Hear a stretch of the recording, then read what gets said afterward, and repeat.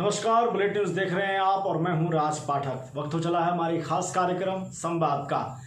अगर हम आपको बता दें तो आज के दिन यानी 30 मई 1826 को पंडित युगल किशोर शुक्ल द्वारा एक हिंदी पत्रिका लाया गया था जिसका नाम था उदंत मार्तन, और उन्हीं के सम्मान में आज 30 मई को हम हिंदी पत्रकारिता दिवस मनाते हैं।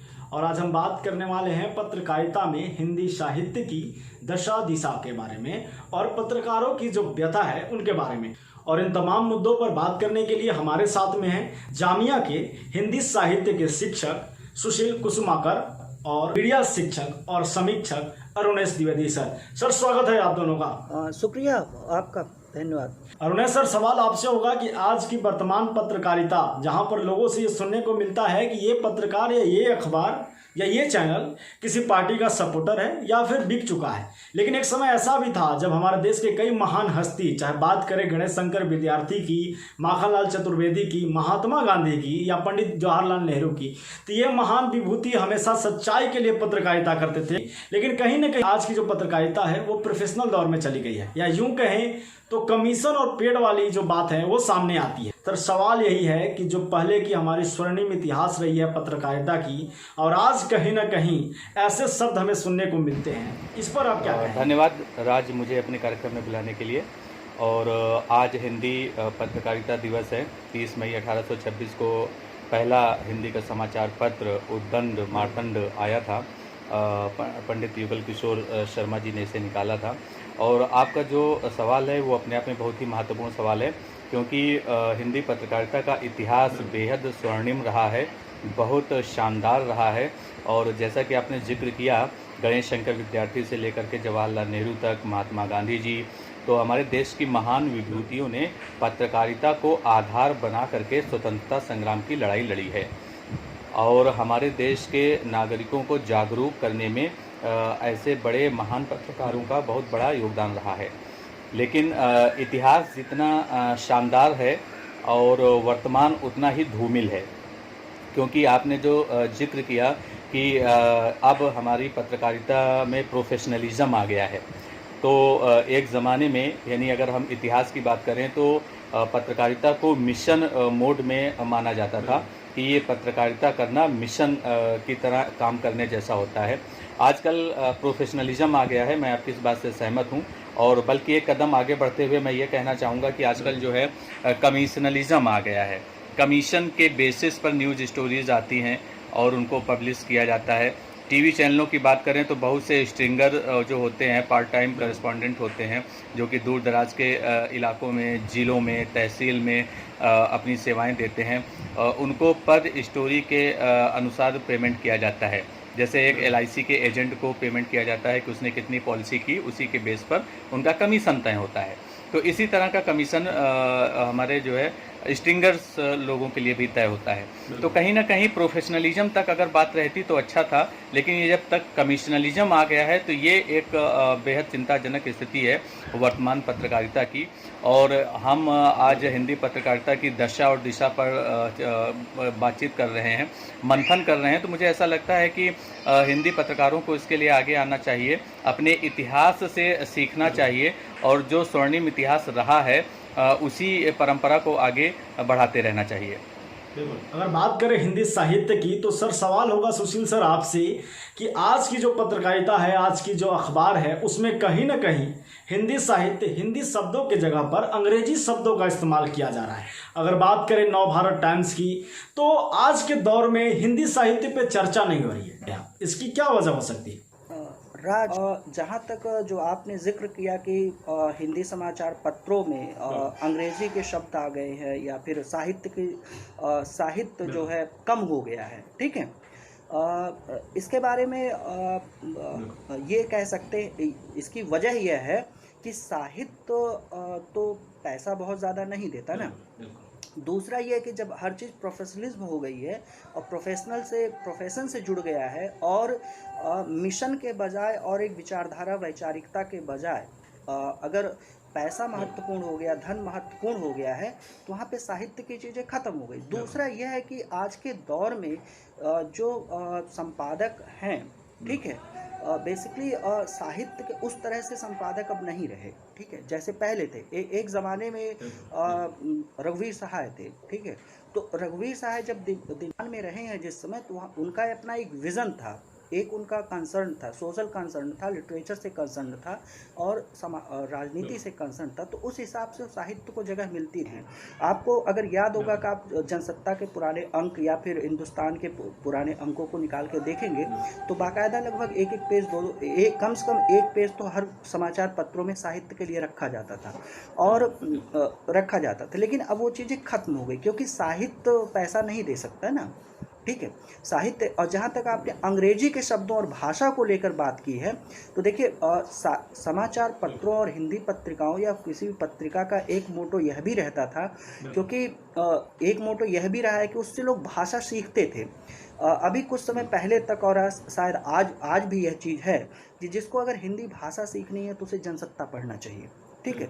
लेकिन जनसत्ता के इधर 2-1 सालों में कुछ एक ऐसे भी चीज़ें ऐसे भी निकले हैं कि अब वो चीज़ें धीरे धीरे ग्राफ गिरता जा रहा है, क्योंकि प्रोफेशनल में जल्दी से न्यूज़ आई, जल्दी से चीज़ों को बनाना है और हर चीज़ एक मैनेजमेंट के तहत चल रहा है।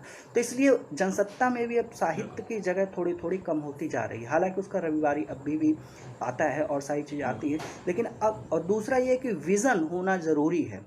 संपादकों, कोई भी संपादक हो XYZ, उसके पास जब तक एक विज़न और सोशल कंसर्न नहीं होगा, ठीक है, तब तक वो चीज़ें उस रूप में नहीं आएगी। जो नए नए लोग पत्रकारिता में आ रहे हैं इस क्षेत्र में, बेसिकली मुझे लगता है कि उनको अध्ययन की ज़रूरत है और पढ़ने की, क्योंकि जब तक आप भाषा सीखेंगे नहीं और भाषा जानेंगे नहीं और देखेंगे नहीं, तब तक आप सीखेंगे नहीं, तब तक आप उसको कैसे कर सकते हैं। और दूसरा, जैसा कि अरुणेश जी ने कहा कि मेन स्ट्रीम की मीडिया में कमिश्नर आ गया, उसी तरीके से हिंदी पत्रिकाओं के बीच में भी वह चीज़ें आ चुकी हैं, ठीक है।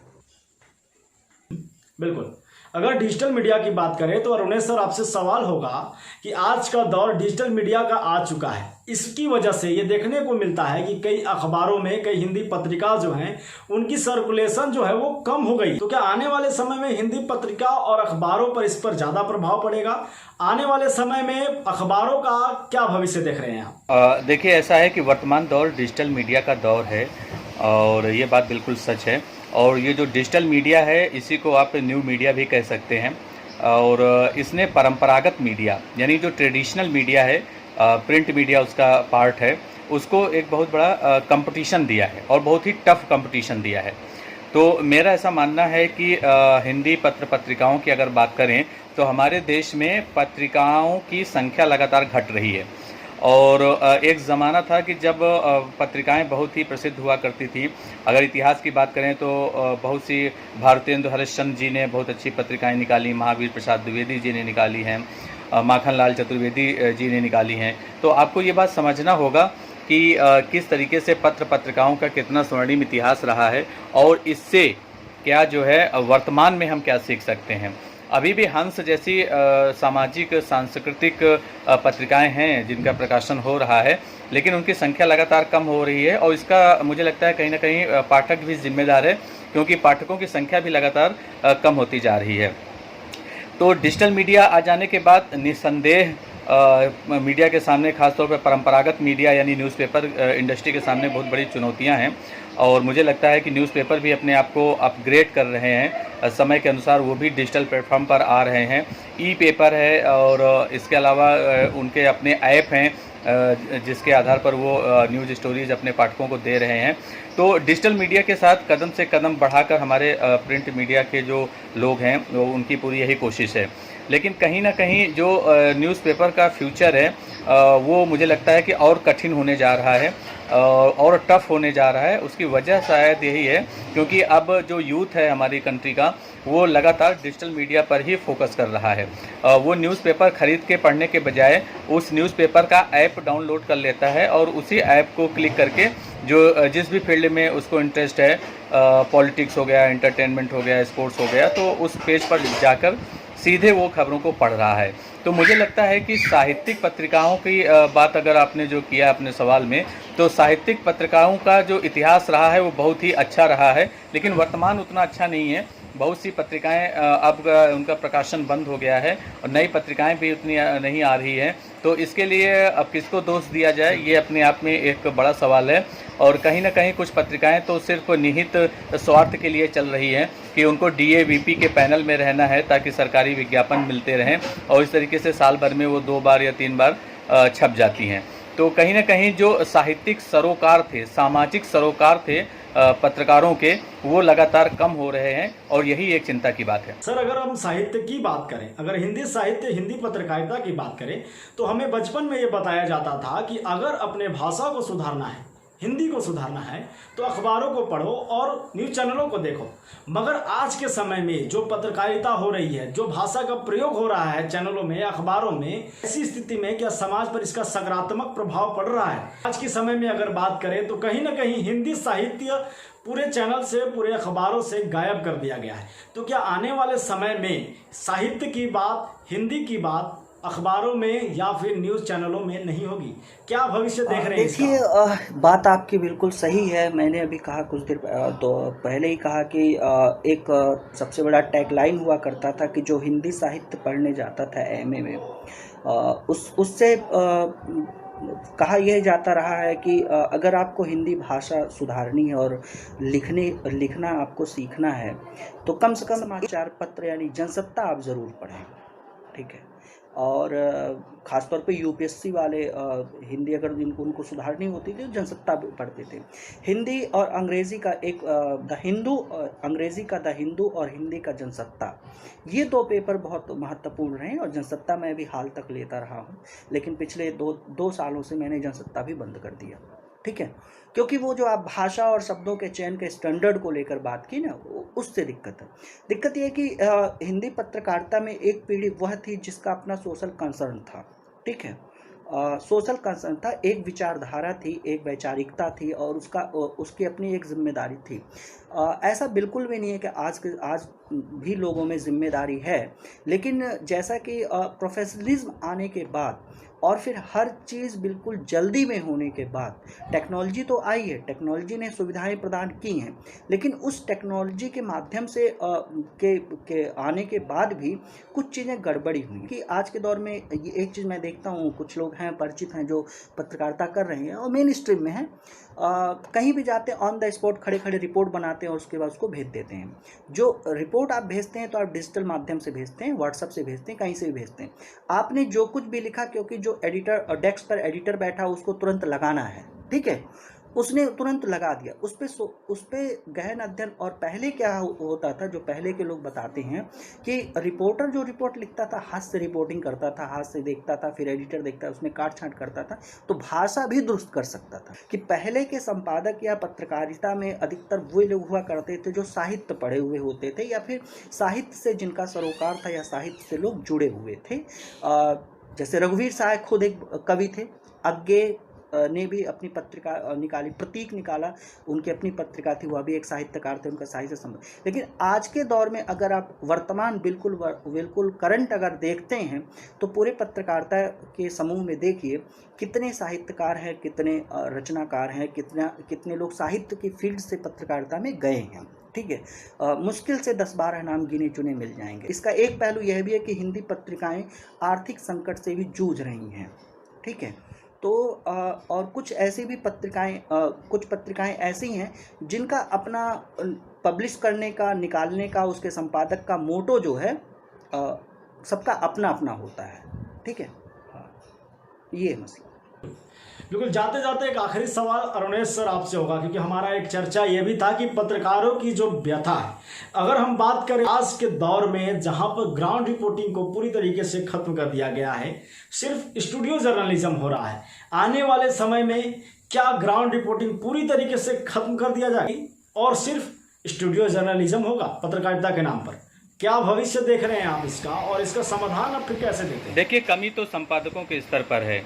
जब संपादक को ही आप मैनेजिंग एडिटर, अगर टीवी के न्यूज़ चैनल के कॉन्टेक्स्ट में मैं बात करूं, तो जो टीवी न्यूज़ चैनल के एडिटर होते हैं, उन्हीं एडिटर को आज के दौर में मार्केटिंग हेड भी बनाया जा रहा है। तो मार्केटिंग का जो है कार्य अलग होता है और एडिटर का कार्य अलग होता है। अब इन दोनों को मिला दिया गया है, यानी कहीं ना कहीं एडिटर के ऊपर ये रिस्पॉन्सिबिलिटी दी गई है कि आपको चैनलों के लिए विज्ञापन लाना है, टीआरपी आपको बढ़ाना है। तो जब ऐसी दशा होगी तो जाहिर सी बात है कि खबर के साथ खिलवाड़ होगा और ये देखा जाएगा कि हमें ऐसे प्रोग्राम बनाने हैं, ऐसा कंटेंट बनाना है जिसके आधार पर अधिक टीआरपी आ सके और जिसके आधार पर ज़्यादा से ज़्यादा जो है विज्ञापन मिल सके। लेकिन सवाल यहाँ पर वही उठता है कि किस तरीके से आप ग्राउंड रिपोर्टिंग को लगातार आप इससे दूर होते जा रहे हैं। ग्राउंड रिपोर्टिंग दूर होने का मतलब ये है कि आप असली पत्रकारिता नहीं कर रहे हैं, आप रियल जर्नलिज्म नहीं कर रहे हैं, आप रील जर्नलिज्म कर रहे हैं। यहाँ पर रील जर्नलिज्म का तात्पर्य ही स्टूडियो जर्नलिज्म से है कि आपने स्टूडियो में 4 लोगों को बुला लिया, एक ऐसे मुद्दे को पकड़ा जिसका जो है सामाजिक सरोकार कुछ खास नहीं है, केवल टीआरपी से उसका सरोकार है। आपने हिंदू मुस्लिम दंगों के ऊपर आपने डिबेट शो रखा या फिर पाकिस्तान को सबक सिखाने के लिए डिबेट शो रखा।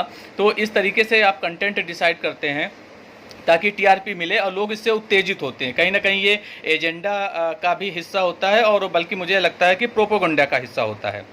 तो इस वजह से मुझे ऐसा लग रहा है कि ये सब नहीं होना चाहिए। ग्राउंड रिपोर्टिंग की एक अपनी वैल्यू है और ग्राउंड रिपोर्टिंग ही रियल रिपोर्टिंग है, रियल जर्नलिज्म है। तो आज के दौर में हमें जो है रियल जर्नलिज्म की तरफ फिर से लौटना होगा और इसके लिए संपादकों को, रिपोर्टर्स को और जितने भी पत्रकार हैं, चाहे वो प्रिंट मीडिया के हों या टीवी मीडिया के हों, उन्हीं को आगे आना होगा। और मुझे लगता है इस दिशा में जो डिजिटल मीडिया है उसमें कुछ ऐसी वेबसाइट्स हैं जो कि ग्राउंड रिपोर्टिंग को बढ़ावा दे रही हैं। ये एक जो है अच्छा संकेत है।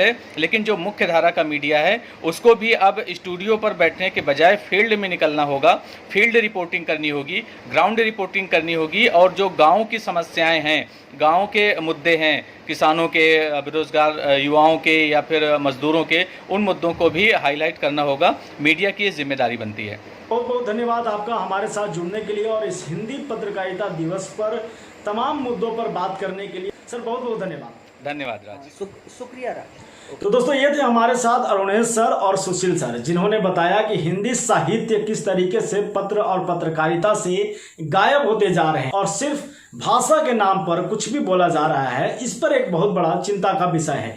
साथ ही ग्राउंड रिपोर्टिंग कहीं ना कहीं पर खत्म होते जा रही है, जहां पर ग्राउंड रिपोर्टिंग के माध्यम से लोगों की जो जमीनी समस्या है, लोगों की जो स्थिति है, लोगों का जो हाल है, उस पर चर्चा होती है ताकि उस पर सरकार, उस पर समाज के बीच में एक अच्छा प्रभाव पड़ सके, जो समस्या है उस पर एक चर्चा हो सके।